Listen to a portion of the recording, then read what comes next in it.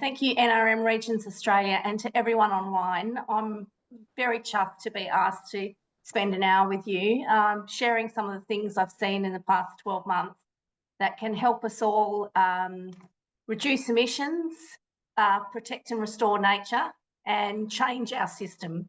And I think you guys are all on the front lines of immense change in Australia, and it's very difficult to keep across what's happening from a regulatory and policy sense, and then how the money's responding. And we can't create this positive change for our communities without understanding what's happening to the money. So today I'm going to whip through the grim reality of where we are right now. There's no gilding the lily about that.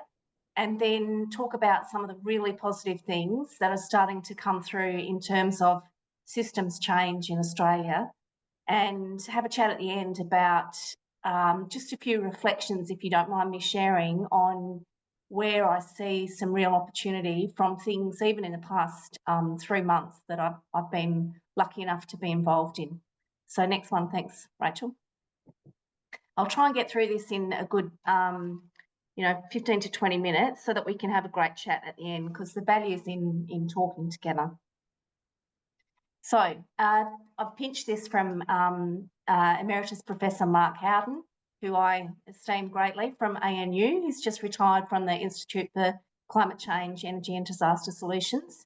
And so this probably won't be any news to any of you, but we are far off track in terms of reducing global emissions. In fact, we're on a pathway to 3 degrees or more of warming currently. And unless we can effect rapid, deep, systemic emissions reduction cuts across particularly the G20 economies, we're in for a very rough ride. Next one, thanks, Rachel. And rough ride would translate in the policy jargon to a delayed, disorderly and disrupted transition. So that's where we are now. So what it's going to mean is that our operating window for life is changing rapidly. It's getting very hot. It's not a linear progression. It's systemic compounding, and it's going to become very difficult to grow food. And we need to really be doing deep forward planning now in our regional communities about our own health, our natural capital, our nature endowment, water, how we grow and consume and transport food. So you can see just in the past 50 years how rapidly the operating window is changing. Next one, thanks, Rachel.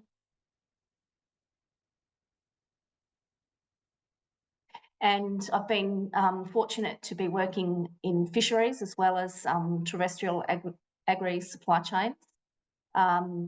Reasonably late in my career, that was new for me, and it's been a complete revelation. The extent to which the ocean is in trouble and changing, the brilliant calibre of marine science in Australia, which is just absolutely world class. We're so blessed with brilliant marine science, and the immediate effects of persistent, prolonged marine heat waves. And we've had one over the last few months in Western Australia, which hasn't gone away yet. And the results are starting to come through of the impact on the reefs along Western Australia and fisheries, including Ningaloo Reef. And so we've got a very concerted period of adjustment ahead of us. Next one, thanks. So given my background in the grain industry, I often like to think about the innovation cycles of different actors in the grain supply chain. And I often look back to the plant breeders, and 20 years ago, their innovation cycle was about 12 years long. It took 12 years to bring a new grain variety to market. These days, due to some fantastic technology advances, it's 6 to 8 years, which is extraordinary. And that includes the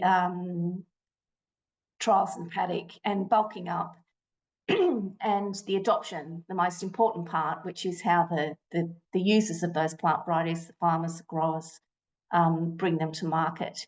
And so we've basically got 16, we've got 2.5 plant breeding cycles left until 2050, when we're meant to have reached net zero. And we've just smashed through temporarily 1.5 degrees last year. It was the hottest year on record around the world. And it was in the last decade, 8 of those years have been the hottest years on record. And so we are at 1 minute to planetary midnight, we have our backs up against the wall in terms of systems change, innovation for the future. Thanks. So there are already, and there will be more, they're called tipping points in the climate science. Of particular concern to us in Australia is how rapidly the Antarctic ice shelf is melting. That is going to change nutrient cycles, sea level rises, all sorts of things, deep ocean currents. And we're a maritime nation. 85% of us live within 50 kilometres of the coast. So we've got very, very big changes ahead of us. Thanks, Rachel. And this is one of the often quoted global risk reports from the World Economic Forum. They do a survey of global CEOs each year. And for the last 5 years, on the right-hand side, on a 10-year horizon, environmental impacts have been top of the tree. And it just appears to me that although we have started on the energy transition and it's moving at pace, it's not moving at the scale we need it to move at, but it is moving, it's inevitable. Nature is lagging. So we're not yet at that point in our economic systems where we're fully accounting for the dual economic externalities of climate and nature. Next one, thanks, Rachel. And so there's no solution for climate without nature. And I'm sure you guys see that in your projects and in your work, in your communities. If we give nature a seat at the table from the outset, we inevitably get better outcomes for all of us and for adaptation. And if you haven't seen Ken Henry, the former Treasury Secretary, his address to the National Press Club fortnight or 3 weeks ago, what a stirring address, absolutely worth 45 minutes of your time. There are few people in Australia that have such a command of the Australian economy, regulation and policy as Ken. All his life he's been a rescuer of animals. He's currently chair of the Australian Biodiversity and Climate Change Foundation. He's on the Nature Finance Council, and he's one of our fearless national leaders for giving nature a seat at the table. And I highly recommend you watch his address. So the 5 drivers of nature loss, climate change, which we're all preoccupied with, and obviously invasive alien species, which you guys live and breathe every day, overuse of resources and pollution. And so depending where you are, whether you're working in a marine environment, coastal environment, inland terrestrial environment, those things manifest differently in your communities, given your natural capital endowment and given what kind of industries and population you have. Next one. And so we really need to give nature, so we've got climate change, and we need to give nature a seat at the table with climate change. And then we also need to bring adaptation in, the 3 of them sitting around the table together. And you might have seen in the press this morning, actually, that the federal government, it was due to be released this week. I'm not sure, it looks like they're delaying it again, the National Climate Risk Assessment.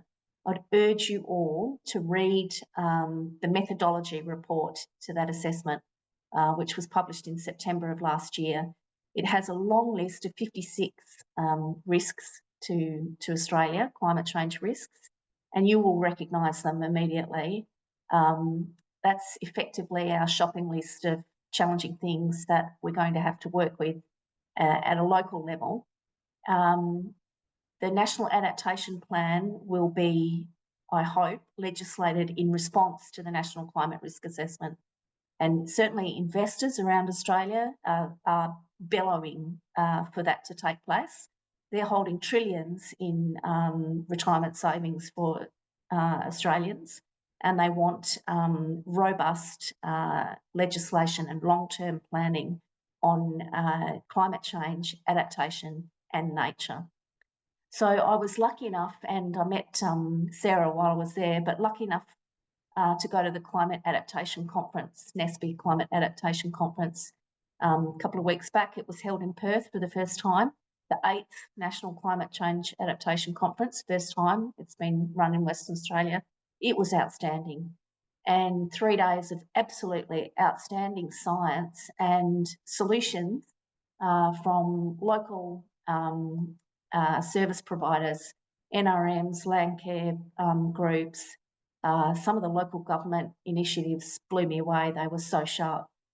And so this is my new adaptation on page kind of mental note to self. If you take the National Climate Risk Assessment, the first pass came out last year. The full National Climate Risk Assessment is imminent. If you take that with the new database of Australian adaptation solutions and some of those lead presentations from the Climate Adaptation Conference recently, that will give you a really good sense of why adaptation is as important as mitigation and why nature holds many of the solutions for both. Next one, thanks, Rachel. And so when I'm out in the paddock, you know, with my farming buddies or my Noongar buddies, and I should have said, that was remiss of me, I'm speaking from Wajjuk Noongar Budja in Perth, and I acknowledge all of our traditional custodians in Western Australia. They are the ultimate systems engineers. So when I'm out in the paddock or in regional communities, there's no line of sight or clarity, not much information. You have to go hunting for it on what is actually happening to the Australian regulatory environment. Some people say that the current Albanese government and the Prime Minister has a small target approach to change. When you fully appreciate what's going on in this Australian regulatory environment and the financial environment, that is not the case. So Australia, since the Climate Change Bill came in 2022, we have been aligning ourselves with the planetary goals of these UN agreements. And we are a very, very active participant in building the new international and financial system for the 21st century. And granted, we're a mid-tier trade exposed, fossil fuel dependent economy, but we have an extraordinary endowment of natural resources to build a superpower economy. I'm 1000% by that. But we're facing into some serious headwinds in terms of climate change and nature loss. And these main agreements that are driving our policy changes, the United Nations Paris Agreement on Climate Change, you'll all be familiar with, the Kunming-Montreal Global Biodiversity Framework, which I think most of you might have heard of. Australia signed up in November 2022, and former Minister for the Environment, Plibersek, was very enthusiastic about prosecuting Australia's contribution. And current Minister Murray Watt is working very hard to execute the reforms of the broken EPBC Act. And then we have the Pact for the Future, which some of you might probably not have heard of, but that is basically the UN's agreement on people. And it was released in September last year, overshadowed by lots of what's going on around the world and in the US. We have the Sustainable Development Goals, which the 17 Sustainable Development Goals, which you'll probably recognise as the coloured lifesavers. They are not lifesaver icons. They are serious economic and welfare development goals, which many countries around the world are prosecuting at pace, but also facing systemic barriers to execute. So particularly in what's called the Global South, there are multiple countries who are stuck in debt traps and not able to respond from even one natural catastrophe in order to get on the front foot in terms of development. So we're off track to meet any of those 17 UN SDGs by 2030. Next one, Rachel. So the financial system has been responding in a systemic way. It's actually very impressive, but it takes incredible leadership and effort. Europe started it, Europe was ahead, but more recently, probably in the last decade, the United Kingdom has shown immense leadership. And now there are a number of initiatives around the world. There's the G20 Sustainable Finance Roadmap, which was launched in November 21. The Financial Stability Board has deep guidance on how the globally systemic banks can manage climate risk. And more recently, they've just released some guidance on nature risk as well. There's a thing called the Network for Greening the Financial System, which has about 135 central banks and prudential regulators, including the Australian prudential regulator APRA and our Reserve Bank, working on managing systemic risks from climate change and more recently from biodiversity loss. And so in Australia, this flows through, sorry, I skipped a bit there. On the nature front in Australia, this is flowing through the Kunming-Montreal objective is flowing through into our National Biodiversity Strategic Action Plan, or Plan for Nature, which was launched at the Nature Positive, just before the Nature Positive conference last October. And if you look at these admirable goals on a page, and we can't fully execute them yet because we haven't finished the reform of the EPBC Act, but we will. When you look at these admirable goals on a page, it's all about nature, but it doesn't actually mention food systems. And so we're still operating in silos, in my opinion. Next one, thanks, Rach.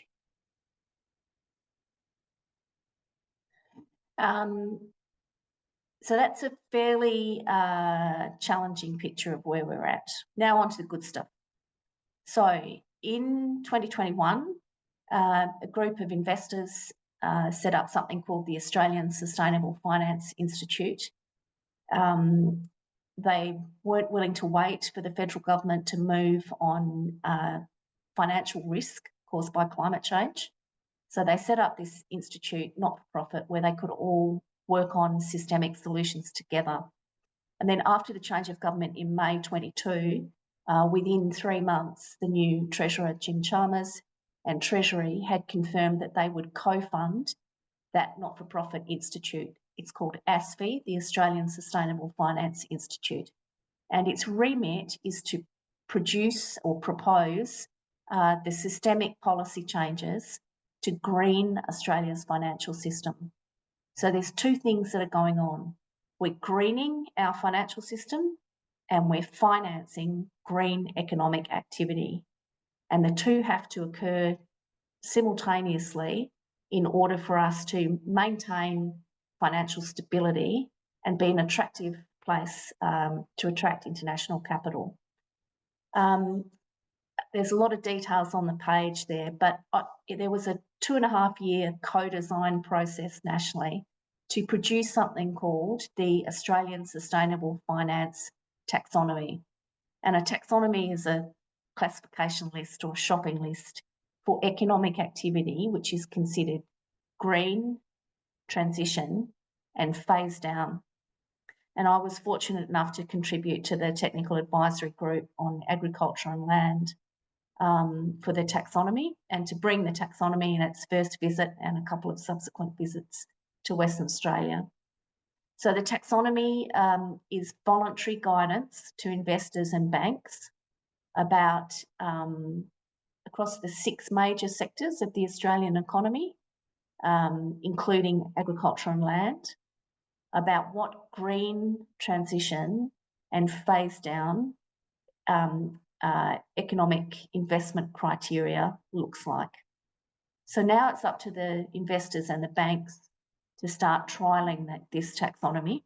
It's great to see some leadership from super funds like Hester. Many of the super funds, in fact, are really on board with this.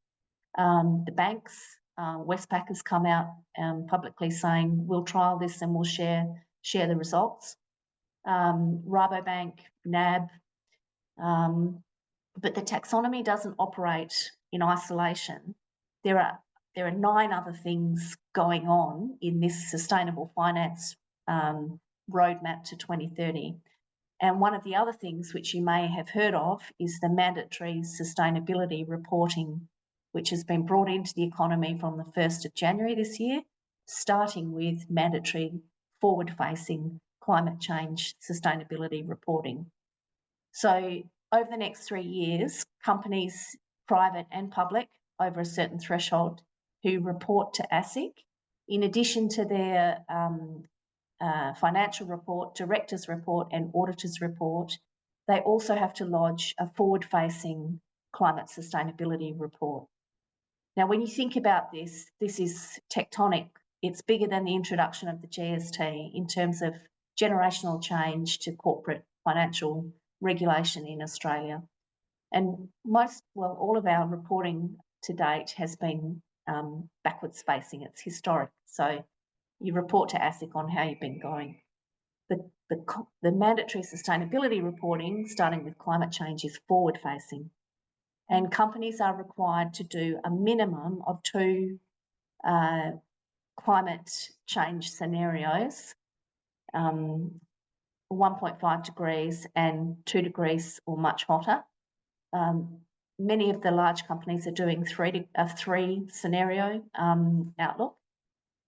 And this is very, very challenging. Company directors around Australia are under a lot of pressure on supply chain disruption, cyber, AI, workforce health, and now there is this, which is a significant step up. But it's not for compliance purposes, it's for transformational purposes, so that we can start shifting the capital in our economy towards green, low carbon, renewable solutions. Next one, thanks, Rach.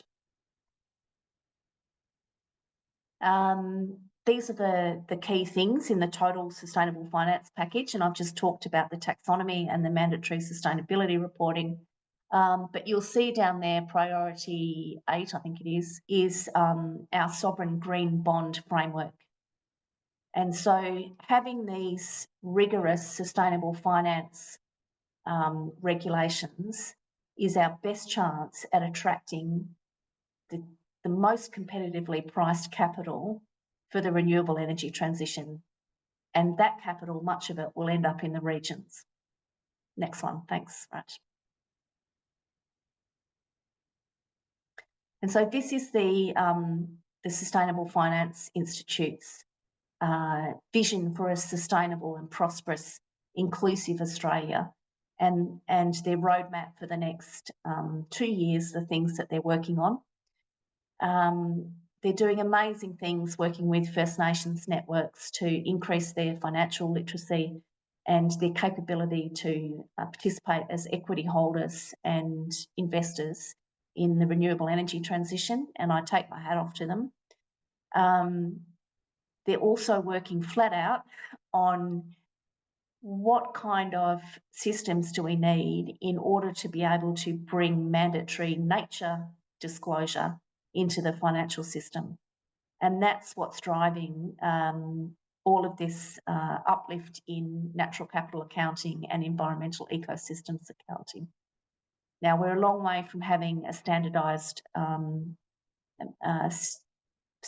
measurements for nature. We're getting there with greenhouse gas emissions on climate, but as I'm sure many of you know, if you work in the carbon farming and outreach program, CFOP, or in other aspects of agriculture, it's not settled yet how we measure upstream scope 3 emissions in agriculture. We've got a way to go there. Good things happening, but still a way to go. And so likewise, we're going to go through a period of churn while we work out a standardised approach to measuring nature, upstream nature. Thanks, Rach. The taxonomy is, it's a world first in the sense that it has both mining and agriculture. So green transition and phase down investment criteria for mining and agriculture. And there is immense interest from Canada in particular, Singapore, China, other countries around the world in how we've approached our taxonomy and investment criteria. And so while you're out working on these fabulous landscape restoration projects, there's a whole world of financial people who are trying to standardise and make these new financial instruments interoperable and credible so that we can attract money into the transition. Thanks, Rach.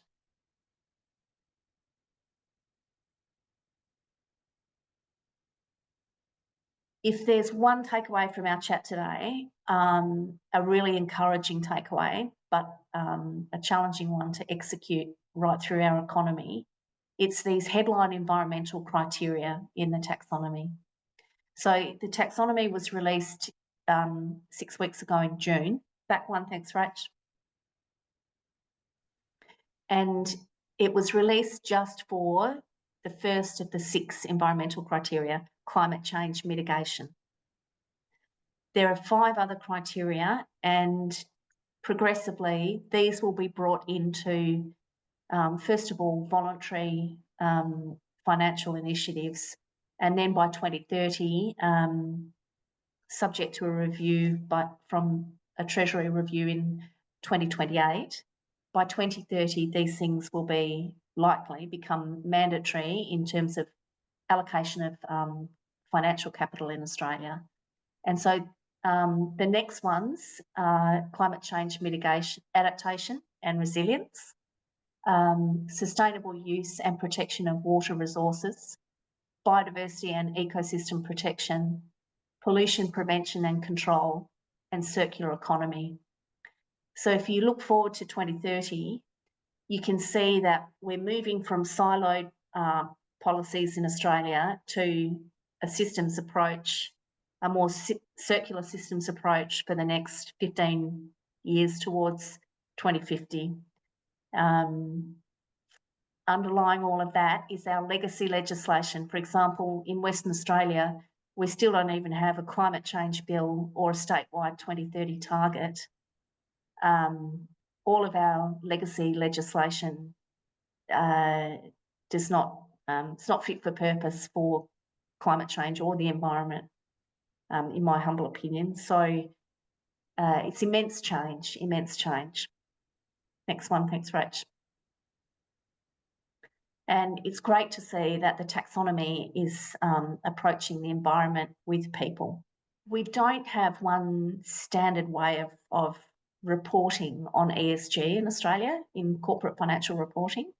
From the 1st of January, with the mandatory sustainability reporting, we now have introduced the international sustainability standards.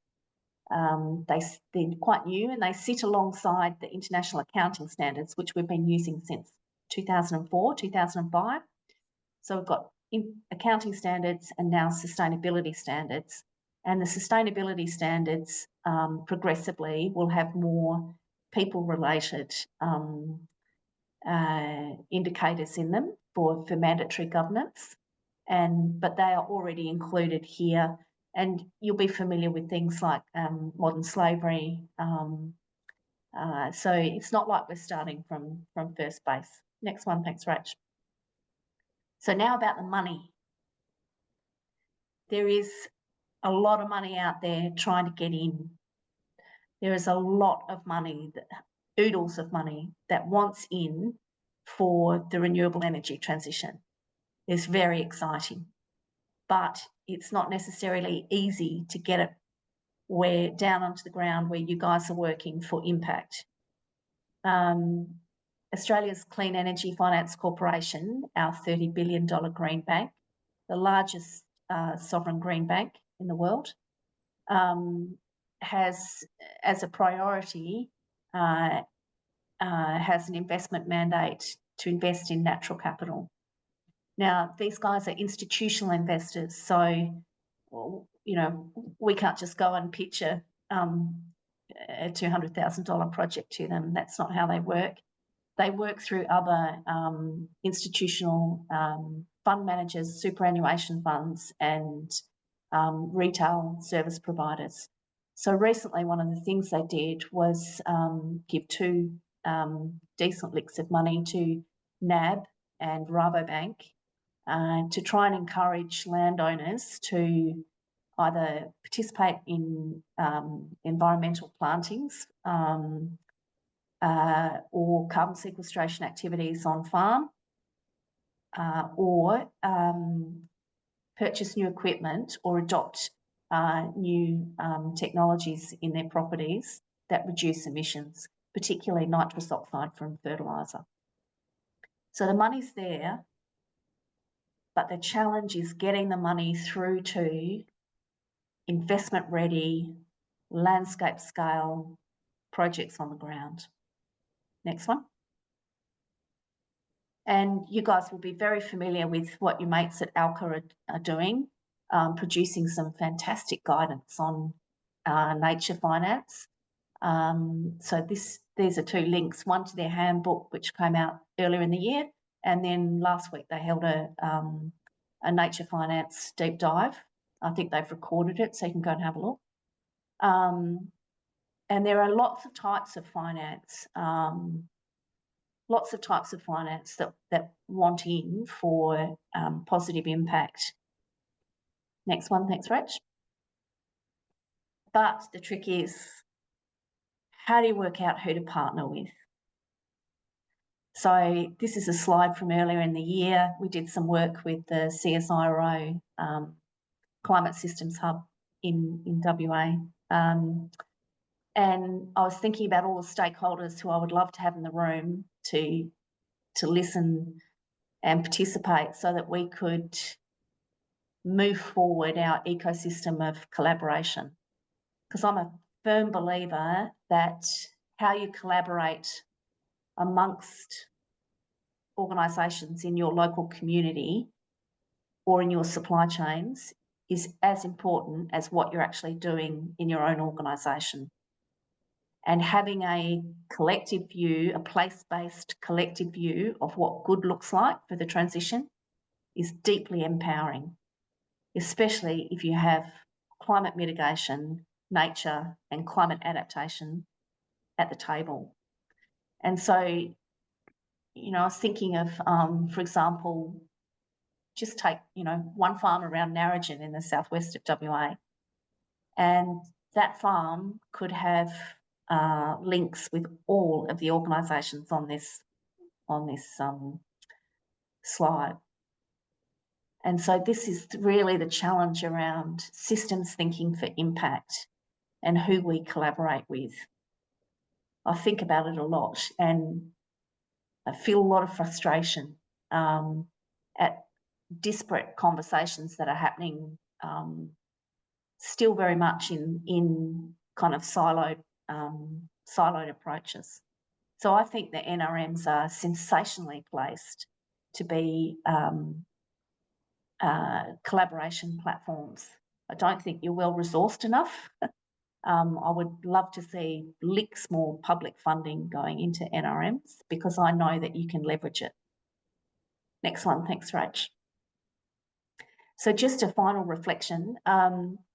at the NSB Adaptation Conference, some of the presentations which really stood out for me were from local government authorities who had banded together in a region to work on a shared collective climate change mitigation and adaptation strategy. So their forward-facing climate scenario analysis and their pathways, they banded together to share that analysis and to work out how they could retrofit the infrastructure that they currently had in their communities, not just built infrastructure, but natural infrastructure, nature infrastructure. So water catchments, waterways, remnant vegetation, fire breaks. I know you guys are doing some good things there. Roads. And then they had embedded that in their council strategies, in their budgets, in their permitting, in their CapEx, in their OpEx, everything. And those examples at the NSB conference, they really stood out to me because there was a very deep science-based shared understanding of what the region and its natural capital was facing going forwards and how they could attract resources to meet the challenges at hand. And I think when I think of, I chat to some of the NRM CEOs in WA, and I've been fortunate enough to work with several of them, and I see the good things that they're doing. I think if there was closer alignment between local government authorities and the NRM region plans, and in fact shared adaptation and natural capital plans at a local government level, then when renewable project proponents come into districts, there is already a master plan with various aspects for climate mitigation, adaptation, nature, and you can work with those renewable energy proponents and say, thank you very much for the offer of 50 grand to fix up the shed at the cricket club. That's lovely. And yes, thanks, we'll do that. But what we're really interested in is whether there are any co-investment opportunities to restore our water catchment in the Shire. And so could we have a talk about whether there are some investments that you could make as, for example, a wind farm proponent that would address some of those issues, assist your nature licence and social licence with us, and help us create a livable community going forward. So, the kicker in that is planning. And I'm not seeing a lot of, here in WA, I'm not seeing a lot of thoughtful, systemic land use planning for the regions. And so I really have a sense of urgency that we need to change that. And I think the NRMs are perfectly positioned to be collaborators and enablers as we tackle these very interlinked challenges, because it's going to get hotter faster than we want it to. And so that's going to affect our productivity, our insurance risk, fire risk, water risk, biodiversity risk, our own health, and our food production base.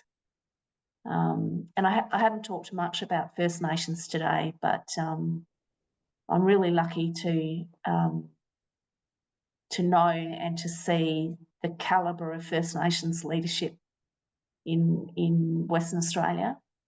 And I just keep saying to myself, why wouldn't you want to be working with those magnificent cultural custodians of thousands of years of knowledge in terms of systems solutions? So I'll leave it there, Rach, and happy to have a chat and take questions. And provide, for those of you who attended, I'm happy to provide the preso. Yep.